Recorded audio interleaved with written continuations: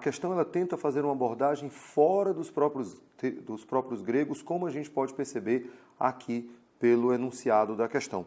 Ele coloca assim: durante muito tempo, considerou-se que a filosofia nascera por transformações que os gregos operaram na sabedoria oriental. Filósofos como Platão e Aristóteles afirmaram a origem oriental à filosofia. Entretanto, o que acontece é que esses autores, como Platão, Aristóteles, Sócrates, eles tiveram a possibilidade de perceber o processo filosófico ao avaliar esses outros povos.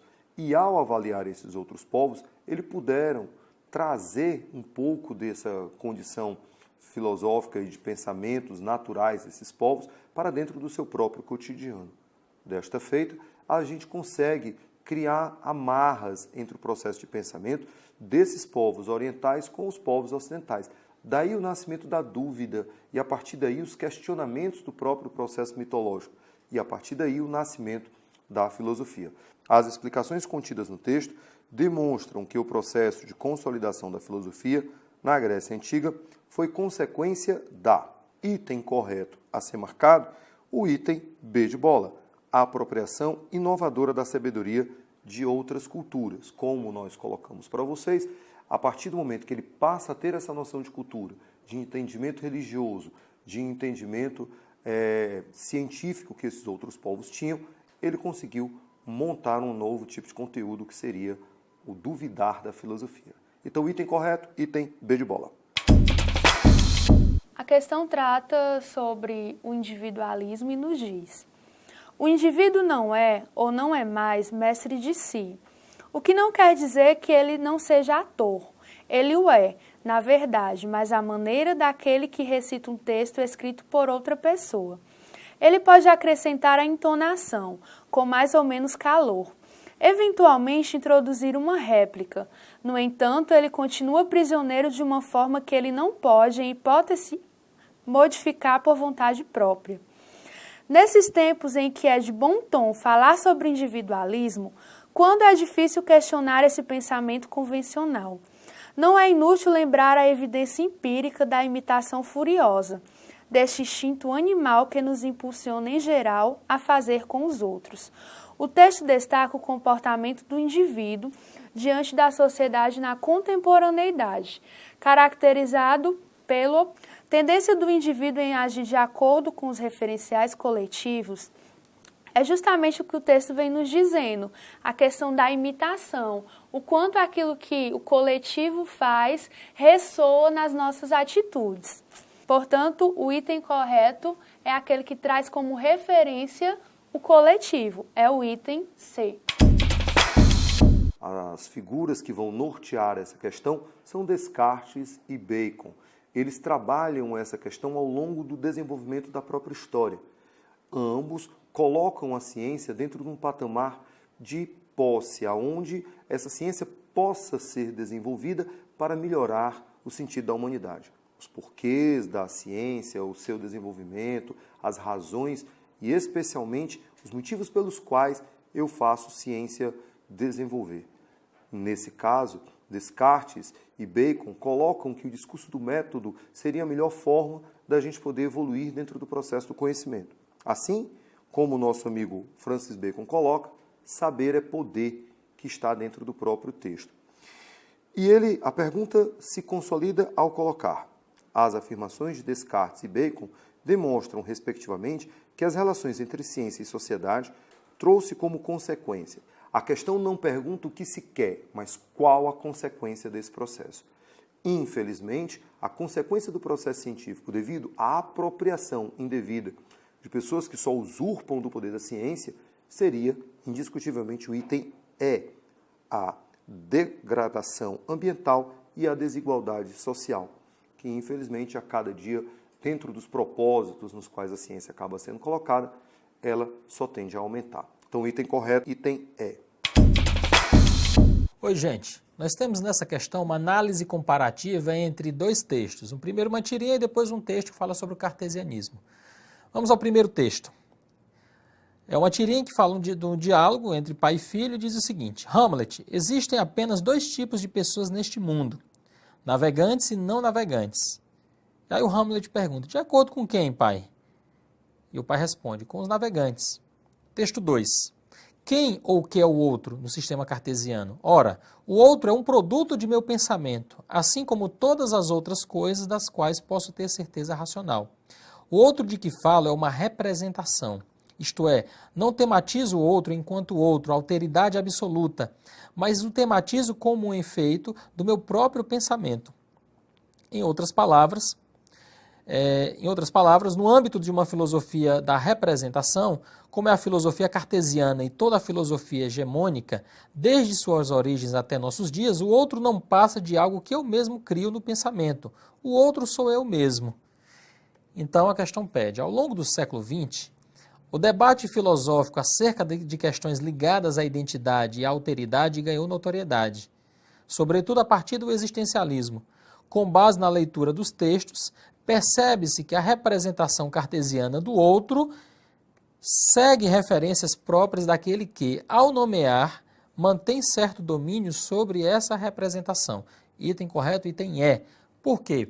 Tanto na tirinha em que o pai define as pessoas entre navegantes e não navegantes, ele estabelece conceitos de análise próprios, quanto no segundo texto em que ele fala que o cartesianismo, como uma proposta filosófica de conhecer o mundo, de conhecer a realidade, a partir de uma concepção própria, perde um pouco da dimensão da alteridade, de se entender e de se conhecer o que é o outro. Essa questão traz filosoficamente uma discussão a respeito da busca de se compreender o outro, a alteridade cultural, a alteridade social.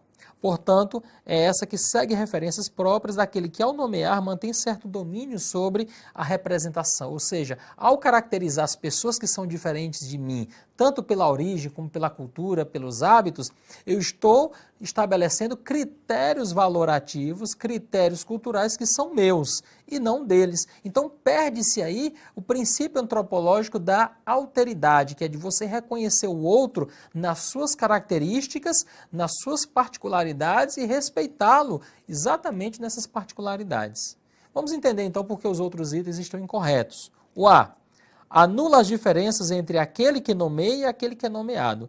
Ele não anula, ele reforça essa diferença. B. Realiza-se em respeito à forma como o objeto da dominação se define. Ele não se realiza em respeito à forma.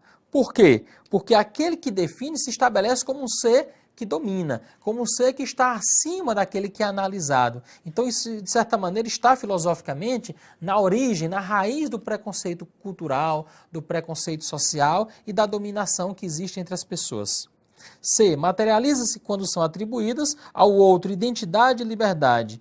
Ou seja, aqui nessa questão, nesse item, ele está incorreto porque ele não atribui ao outro uma identidade e uma liberdade. Aquele que analisa é que estabelece segundo critérios próprios. Item D.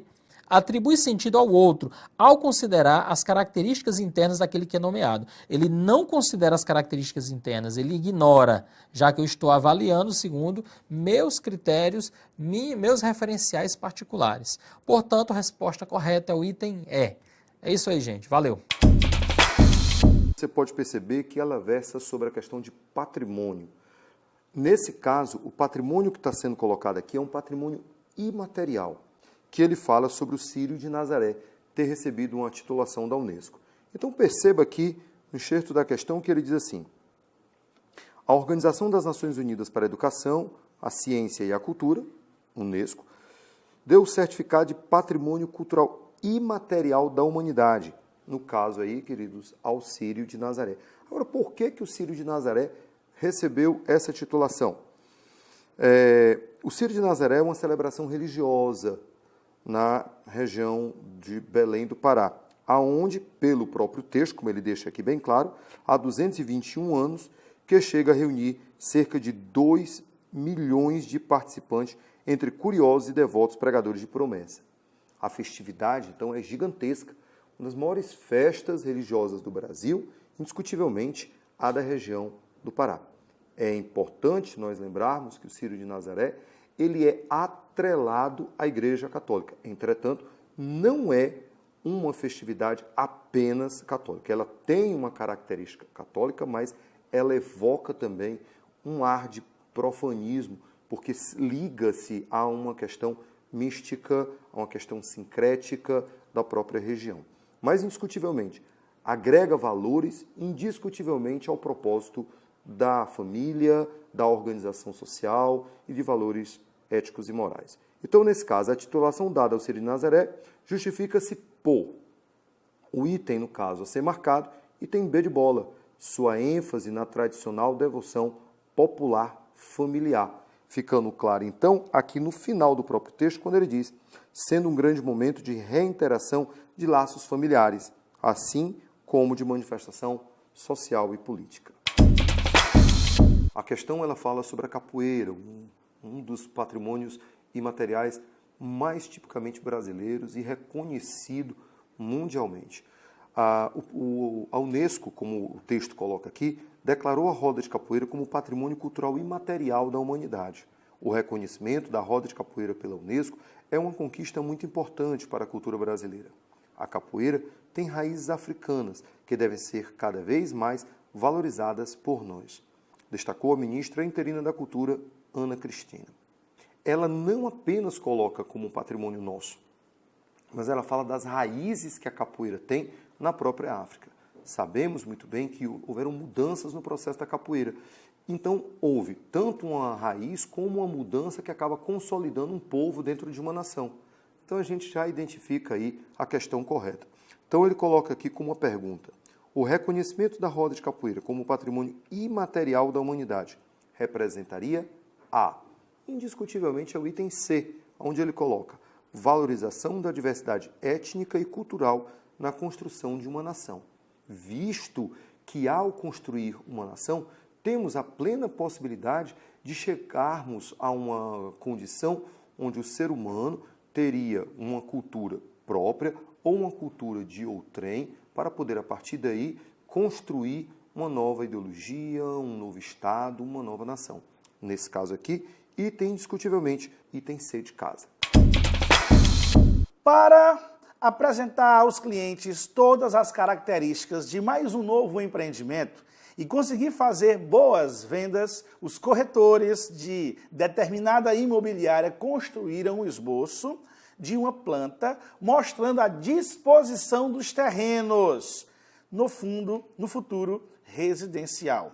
O desenho indica que o centro da rua Toquinho se encontra a 23 graus e 27 minutos ao sul e que os terrenos são retangulares com a frente mais estreita que as laterais. Vejam a imagem a seguir. Então nós temos um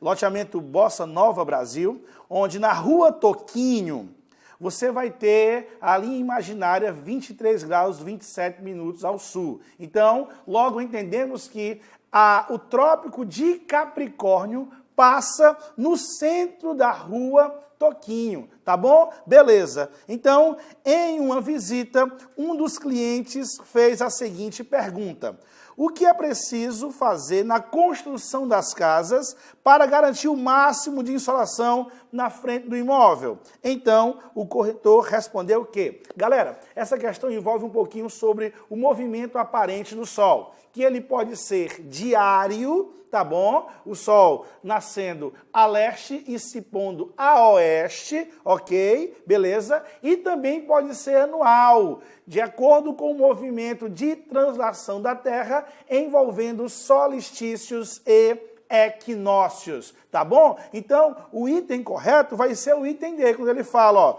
só terão luminosidade na frente os imóveis que estiverem voltados para o norte nos loteamentos da rua João Gilberto. Beleza? Um abraço.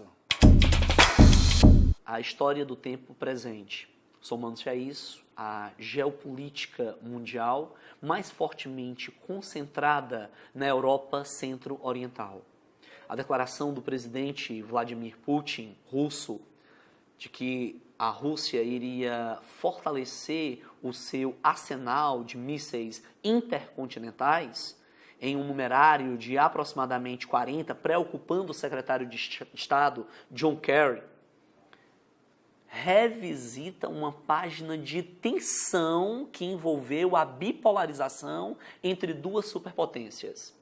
Estados Unidos e União Soviética. Portanto, quando nós pensamos na Guerra Fria, aquele ato intervalar de 1945 a 1991, nós compreendemos algumas características, como a corrida armamentista aeroespacial, a disputa por áreas de influência, os conflitos regionais, a guerra psicológica e a doutrina da destruição mútua assegurada. Portanto, a possibilidade de uma terceira guerra mundial e sob o viés nuclear, que ameaçaria a perpetuidade da espécie humana. O que nos leva ao reconhecimento do gabarito da referida questão para a alternativa D. A gente tem uma questão que envolve, que foca a questão sobre a Guerra Fria, sobre o período pós Segunda Grande Guerra Mundial. Quero só lembrar o nosso aluno que esse período de 45 a 91, ele é marcado em primeiro lugar pela formação da Organização das Nações Unidas, na Carta de São Francisco, em outubro de 45. Nós teremos aí o início do discurso de Howard Truman, que vai ser lançado como a doutrina de Truman. E a partir daí as organizações econômicas, como por exemplo o Plano Marshall, a ajuda que os americanos vão conceder, e da União Soviética, chamada de Comecon. Lembremos também as alianças militares criadas pelo americano, a OTAN, bem como a aliança militar da União Soviética, chamada de Pacto de Varsóvia, criada em 1955 pelo governo de Nikita Khrushchev. Bom, na questão, ele vai falar sobre Bretton Woods, criação do Fundo Monetário Internacional, fala sobre Banco Mundial, fala sobre o GATT, hoje que a gente chama de OMC, e ele pede para que a gente fale acerca do que vai acontecer posteriormente a isso. A questão tem como gabarito o item C, que ele diz assim, ocorreu um armamentismo, Guerra Fria, corrida bélica nuclear e aeroespacial. E aí ele diz, principalmente entre Estados Unidos e União Soviética, ok, né? Mas também em menor escala o armamentismo europeu e chinês. Nosso gabarito é a letra C. Os movimentos sociais eles são importantes para toda e qualquer sociedade. Sejam sociedades fascistas, nazistas, monarquias absolutas ou mesmo as democráticas de forma geral. Em toda sociedade, o movimento social ele dá um direcionamento se o governo está indo bem ou não e como deveria se regular. Então a gente vê movimentos espalhados pelo mundo todo, desde países onde o regime é altamente duro a regimes onde o governo é mais tranquilo, mais aberto, as manifestações se fazem presentes. Se fosse assim, países altamente desenvolvidos, como os Estados Unidos ou mesmo a Inglaterra, não teriam movimentos sociais, e nesse caso os têm. Então os movimentos sociais, como o texto deixa isso bem claro, ele tem como papel indicar o próprio caminho que o governo deve atuar e como a própria sociedade pode se conter e se controlar. O comando da questão fala assim, as ações provocadas pelas multidões no mundo contemporâneo, indiscutivelmente o item a ser marcado seria o item D, são importantes agentes de transformações sociais e aperfeiçoamento de regimes políticos, como a gente vinha dando esse indicativo. O governo ele tem que passar a olhar os movimentos sociais como um aliado seu, para indicar os caminhos que ele deve seguir e qual desenvolvimento ele vai ter dentro da sociedade. Então, indiscutivelmente, item a ser marcado, item D. O movimento das diretas já envolveu diferentes grupos sociais, organizações, portanto, partidos, a classe dos artistas, profissionais liberais, empresários, políticos. Podemos entender que as diretas já, em 1984, elas requeriam a retomada da representatividade. O desejo da sociedade brasileira que abandonava um modelo autocrático, intensificado nos anos de 68 a 79, e esse modelo ele era abandonado e um processo lento e gradual de abertura era aludido. Portanto, se nós tivéssemos que fazer uma boa ou didática divisão sobre esse período, que conhecido ficou como regime cívico-militar, nós poderíamos afirmar que de 64 a 67 nós temos a estruturação do poder. De 68 a 74, nós temos o período mais intenso de desrespeito às garantias e liberdades individuais. De 75 a 79, o início do processo de abertura, para que de 79 a 85 essa abertura viesse a acontecer. E no ano de 84, temos, portanto, o desejo pela retomada das eleições diretas e livres, o que nos leva como gabarito para a letra E. Essa questão, ela faz uma abordagem sobre a felicidade. Você percebe aqui na imagem 1 e na imagem 2 que nós temos jovens na imagem 1 que dá a noção de felicidade e na 2 um jovem sorrindo dentro de um carro conversível, muito bem vestido. Então, na questão que aborda a felicidade, ele pede a concepção de felicidade para Platão e para Aristóteles. Como estaria essa condição da felicidade para Platão e para Aristóteles? Então, todos os itens colocados, eles fazem essa abordagem. Vamos ver aqui o item B, que é a nossa resposta. Ele diz assim: a imagem 1 se associa à definição de felicidade de Platão, em que pessoas demonstram estar felizes consigo e com a natureza em volta. Platão acredita que as práticas físicas e a dialética possibilitam a felicidade. Isso é indiscutível. Indiscutível porque, para o nosso amigo Platão, a felicidade ela estava diretamente atrelada à condição do eu e não à condição do T. A condição do T, ela só é associada como padrão de felicidade para Aristóteles. Aristóteles já permitia tanto a condição do C quanto a condição do T como padrões para a felicidade. Já Platão acreditava que só a condição do C, do ambiente, das minhas ligações é que me possibilitariam a felicidade, que é muito postulado hoje em dia pelas religiões, por exemplo, que colocam a ideia do ser e da espiritualidade como elementos fundamentais para a felicidade. No caso, como a gente já participou, a todos, o item a ser marcado na questão é o item B.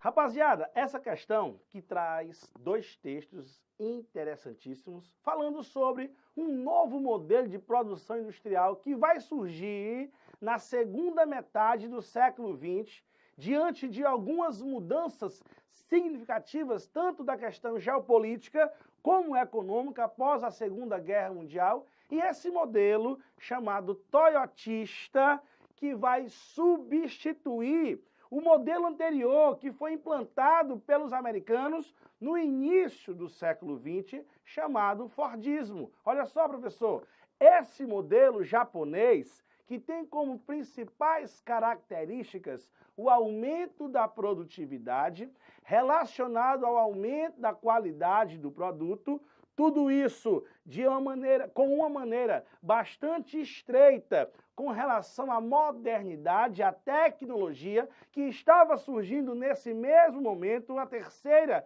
revolução industrial, na qual o Japão teve um papel fundamental nesse contexto devido às mudanças provocadas na economia internacional. Assim, os textos colaboram para o entendimento de que o sistema toyotista, você vai ler o item A, olha só, exigia um operário altamente qualificado e a produção era feita conforme a demanda de consumo para não gerar necessidade de estocagem de produto, o que eles vão chamar de produção just in time.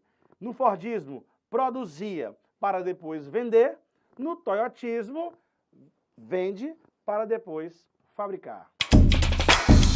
Nessa questão, trouxe aí um pequeno trecho que você está vendo em sua tela sobre o perfil topográfico de uma parte do território brasileiro, onde nós teremos as numerações 1, 2 e 3. Percebendo esse perfil, que da ponta direita começa aí a partir do Oceano Atlântico, tá bom? Entra no território, passando pelo Planalto da Borborema, promovendo aí uma descida, uma depressão, que ele vai indicar com o número 1, até chegar ao número 3. Então, a grande dica é Planalto da Borborema. O Planalto da Borborema é uma estrutura que fica na região nordeste do Brasil. Então, o texto traz aí um perfil que vai do leste até o oeste da região nordeste do nosso país, onde você vai marcar o item E, que vai trazer onde? O número 1 será a depressão sertaneja do São Francisco.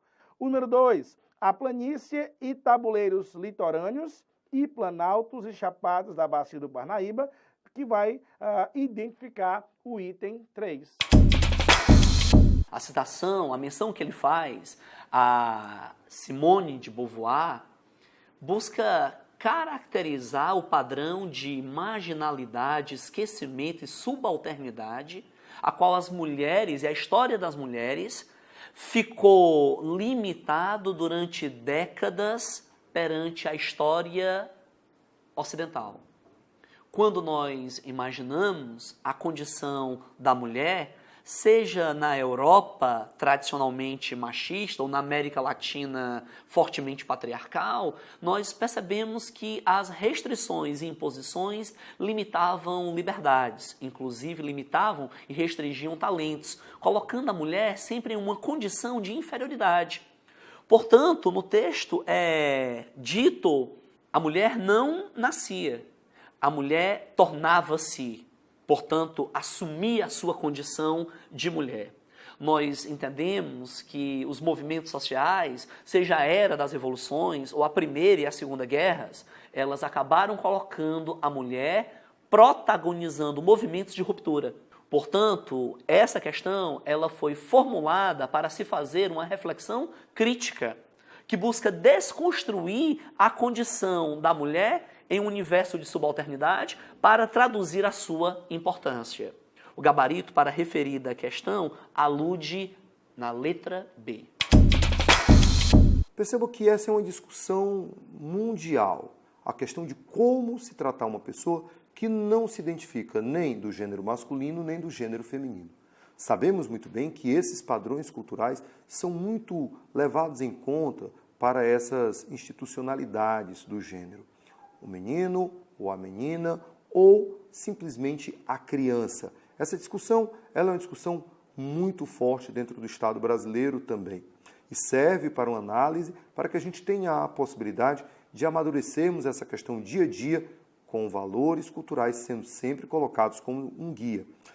O evento ocorrido no país escandinavo evidencia, indiscutivelmente, o item a ser marcado na questão 38 é o item E, o reconhecimento da dignidade dos grupos minoritários, que é o palco maior da questão. Quando eu coloco para um gênero masculino, como a questão coloca, o ran, e o feminino, rum, e um pronome hen, que seria uma criação para poder definir uma pessoa que não se vê do sexo masculino ou do sexo feminino, ele está identificando um respeito a grupos minoritários, que merecem esse respeito, que tendem a esse respeito dentro de uma sociedade e que só se garante legalmente o que as próprias sociedades já acham ético e moral. Então, indiscutivelmente, item a ser marcado, item E.